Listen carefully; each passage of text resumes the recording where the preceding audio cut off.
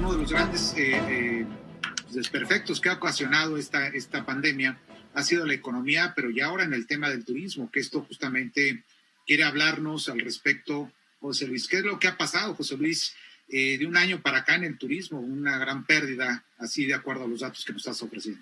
Fíjate que hace rato platicábamos, Bernardino, del tema de la educación y bueno, el problema de la merma en la educación son las consecuencias generacionales de este año, que posiblemente sea un año de un gran retraso. Vamos a ver cómo salen las pruebas de PISA más adelante, pero bueno, la afectación al capital humano por la pandemia va a ser severo, no solo en México, sino en el mundo.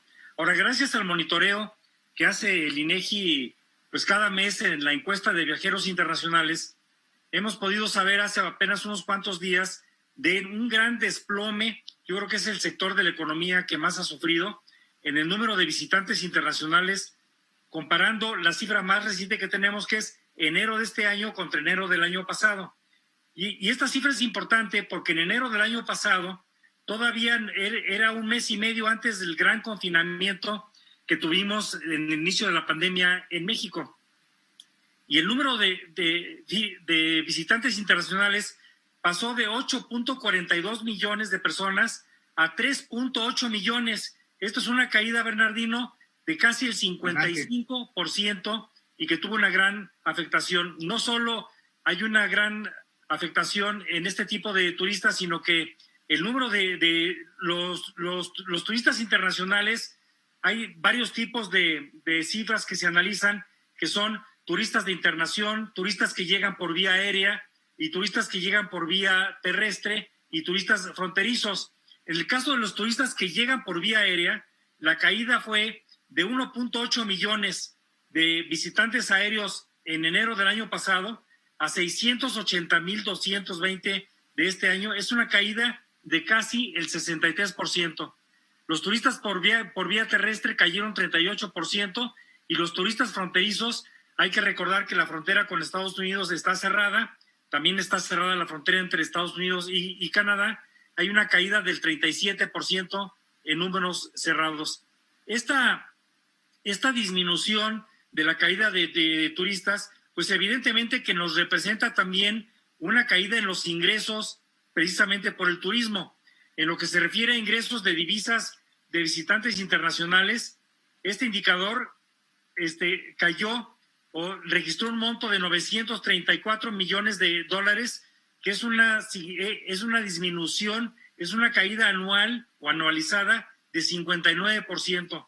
Esto es, hay una correlación casi 1 a 1 entre el número de turistas que se desplomaron y el número de la derrama económica que tuvimos.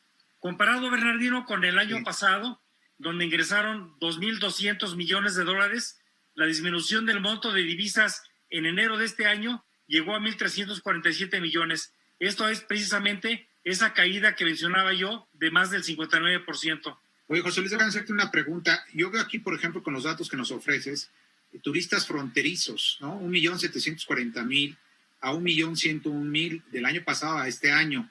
Sí. Yo me supongo que aquí no es mucho la diferencia. ¿Por qué? Porque es poca a diferencia, por supuesto, de los internacionales, de los aéreos y terrestres. Bueno, evidentemente los turistas que están dispuestos a subirse a un avión ha sido la afectación mayor, porque el temor en el transcurso de la pandemia, la afectación mayor fue durante los meses de abril y mayo, y es donde precisamente se recomendó muchísimo, sobre todo en Estados Unidos, que es nuestra principal fuente de turistas, y también de Europa, se les pidió que no viajaran. Entonces esa afectación fue mayor. La parte de frontera, hay mucho cruce transfronterizo porque pues es una región de convivencia más que una zona turística, y la afectación ha sido en los últimos meses producto precisamente del acuerdo que tomaron Canadá, México y Estados Unidos de cerrar sus fronteras. Sí, precisamente. Aquí hay un dato. El gobierno argentino prohibió los vuelos largos después de que en un vuelo de Cancún a Buenos Aires llegaron 44 contagiados de COVID, y de ahí en adelante prohibió vuelos largos. Ese es un riesgo muy grande. Y con respecto a la ausencia de turismo en México, he visto fotos de París que me dan nostalgia porque no hay personas en las calles y es una caída también bruta del turismo, donde llegan millones de personas a la ciudad de París y que esto va a repercutir a nivel mundial. Ha repercutido mucho, ¿no? En toda la economía, José Luis, en esta parte sí. Carlos, sí. Kenia, ¿quieres hablar? Perdón. Adelante, Kenia. Me parece que hemos hablado en el programa de varios factores o varios problemas que se van a centrar.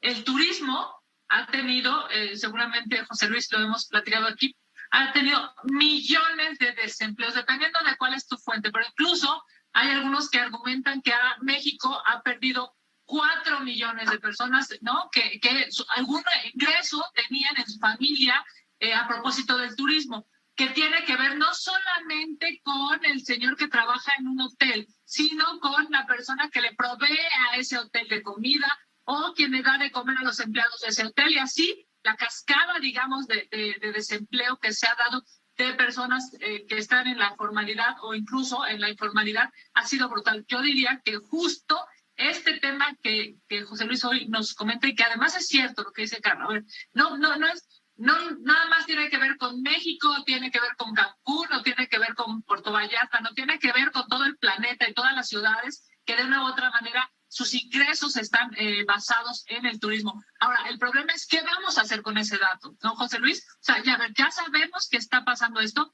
El mensaje hacia Argentina en estos días a propósito de llegar un tercio del avión llegó contagiado, más o menos. O sea, el problema es qué mensaje estamos dando hacia los otros países para que haya certeza de que si en algún momento van a viajar, sí puedan venir a México y puedan venir a gastar a México y puedan, por supuesto, venir a comprar a México. Ese es el tema, yo diría, de fondo, porque ¿qué va a pasar, digamos? Yo creo que hay un tema también de fondo, los protocolos de salud en el momento cuando llegas a México o cuando sales, ¿no? En el caso en algunos países piden, por ejemplo, la cuarentena para que tú puedas después conectarte con los nacionales de estos países. México, hasta donde tengo entendido, pues no hace más medidas de protección en ese ámbito, y eso a lo mejor da la apertura para el turismo, pero a pesar de todo ello también, José Luis, pues con estos datos poca gente se ha atrevido, por lo pronto, en el caso de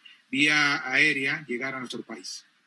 Mira, sin duda yo creo que el gran mensaje ahorita es que México sigue estando en terapia intensiva en lo que se refiere al sector turístico, y el mejor mensaje que podríamos enviar no solo es de seguimiento a los protocolos que sí se está haciendo en los hoteles, sino que el mejor mensaje sería que México es un país que avanza rápidamente en la aplicación de las vacunas, que México se convierta en un país más seguro, y evidentemente en la parte transfronteriza las fronteras van a estar cerradas hasta el 21 de marzo, que es la próxima fecha donde están cerradas. Evidentemente que estaremos al pendiente, y la comunicación transfronteriza va a mejorar, obviamente, en caso de que se abra la frontera entre Canadá y Estados Unidos y entre México y Estados Unidos el próximo 21 de marzo, que va a ser una variable muy importante. Es ya este próximo domingo, ¿no? Este próximo domingo se abre esto, pero también viene Semana Santa, José Luis. Mira, la Semana Santa va a tener una afectación más aplicable al turismo interior. El turismo de este fin de semana, lo que estamos viendo este fin de semana largo de puente, hay que recordar que hoy es un día inhábil, estamos celebrando el Benemérito de las Américas, es que la hotelería, que ahorita en la mayor parte de los puertos puede ocupar al 50%, se está llegando este fin de semana a ocupaciones cercanas al 50%. Puede ser o no un reflejo de Semana Santa, vamos a ver. Esta fue una producción de Grupo Fórmula. Encuentra más contenido como este en radioformula.mx.